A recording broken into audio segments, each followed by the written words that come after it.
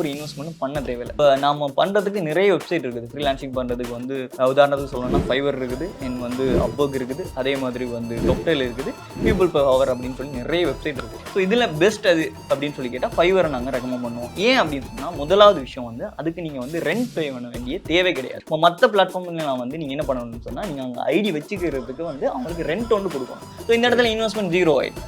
So இப்படியான platform தான் நாங்களும் சாய்ஸ் பண்ணுவோம். அதே மாதிரி ரெண்டாவது விஷயம் அதில் என்ன பிடிச்ச விஷயம்னு சொல்லி பார்த்தீங்கன்னு சொன்னால் புதுசாக வரக்கூடியவங்களுக்கு வந்து வாய்ப்பு வந்து அதில் அதிகமாக கொடுப்பாங்க. ஸோ அதனால் வந்து நாங்கள் அதை ரெக்கமெண்ட் பண்ணுவோம். இப்போ ரெண்டாவது விஷயம் நம்ம படிப்பிக்கிறது இ-காமர்ஸில் வந்து ஈபே வந்து படிப்பிக்கிறோம். இப்போ ஈபே அப்படின்னு சொல்கிறது எல்லாருக்குமே ஃபெமிலியரான விஷயம், எல்லாருக்கும் தெரிஞ்ச விஷயமும் கூட. நம்ம நிறைய வாட்டி நாமளே யூஸ் பண்ணியிருப்போம். இது என்ன விஷயம்னு சொன்னால் குளோபல் வைஸாக வந்து நிறைய பேரை வந்து கனெக்ட் பண்ணுது. செல்லரையும் சரி பையரையும் சரி கனெக்ட் பண்ணுது. அமேசான் எல்லாருக்குமே தெரியும், இந்தியாவில் வந்து நம்பர் 1 ட்ரெண்டிங்கில் இருக்குது. யூடியூபர்ஸாக இருந்தாலும் யாராக இருந்தாலும் எல்லா கெட்ஜெட்ஸையும் வந்து அமேசான்ல வாங்குறத பார்க்கலாம். அமேசான் உண்மையிலேயே கான்செப்ட் என்ன பண்ணிருக்குன்னு கேட்டா இந்தியன்ஸையும் கனெக்ட் பண்ணுவதன் மூலமா வந்து ஏன் பண்ணிட்டு இருக்காங்க. அதுதான் ரியாலிட்டியான கான்செப்ட். ஏன் அப்படின்னு சொல்லுதுன்னா என்ன பண்றாங்கன்னு கேட்டா அவங்களோட உண்மையானது வந்து அமேசானோட சாஃப்ட்வேர் மட்டும்தான்.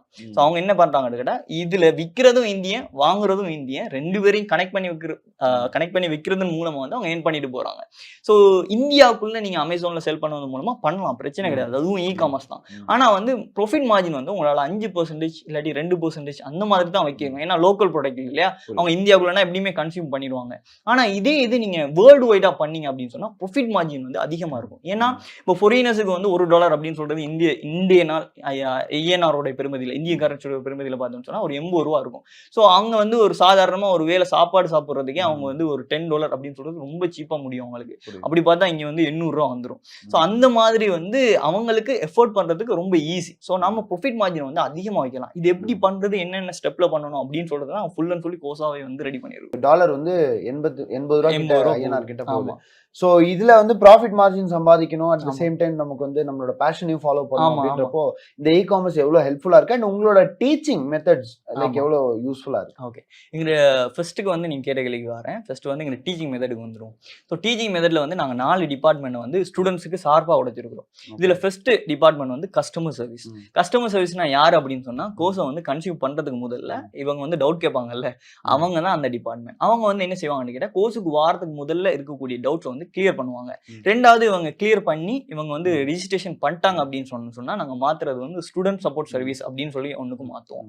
அவங்க என்ன பண்ணுவாங்கன்னு கேட்டா லைஃப் டைமுக்கு, அதாவது ஒரு நாள் 2 நாள் கிடையாது, அந்த கோர்ஸ் முடியும் காட்டிலாம் அப்படிலாம் கிடையாது, லைஃப் டைமுக்கு வந்து அவங்க அந்த சப்போர்ட் இருக்கும். இவங்க என்ன பண்ணுவாங்கன்னு கேட்டா நீங்க ஃபேஸ் பண்ற பிரச்சனைகள், ரியாலிட்டியா நீங்க ஃபேஸ் பண்ற இல்ல ப்ராக்டிகலா நீங்க ஃபேஸ் பண்ற எல்லா பிரச்சனைகளுக்கும் வந்து அவங்க உங்களுக்கு 24/7 வந்து உங்களுக்கு தீர்வுகளை வந்து வழங்குவாங்க.